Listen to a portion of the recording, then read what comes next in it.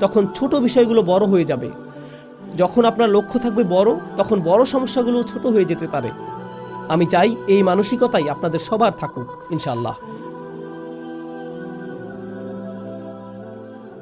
মাশাআল্লাহ, উপদেশগুলো অত্যন্ত স্পষ্ট।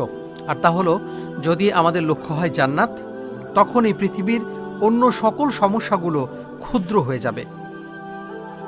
আমাদের সেই লক্ষ্যটি থাকা উচিত, যাতে পৃথিবীতে চলার পথের সকল হতাশাকে আমরা দূর করতে পারি। এখন আমরা পরবর্তী প্রশ্নে যাচ্ছি। একসাথে দুটি প্রশ্ন, যেহেতু প্রশ্নগুলোর বিষয়বস্তু কাছাকাছি ধরনের, আর আমাদের অতিথির জন্য উভয় প্রশ্নের জবাব একসাথে দেওয়া সহজ হবে।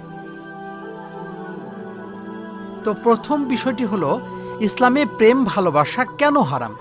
কারণ কোনো ব্যক্তির উদ্দেশ্য যদি হয় ভবিষ্যতে এর মাধ্যমে বিবাহ বন্ধনে আবদ্ধ হওয়া, তাহলে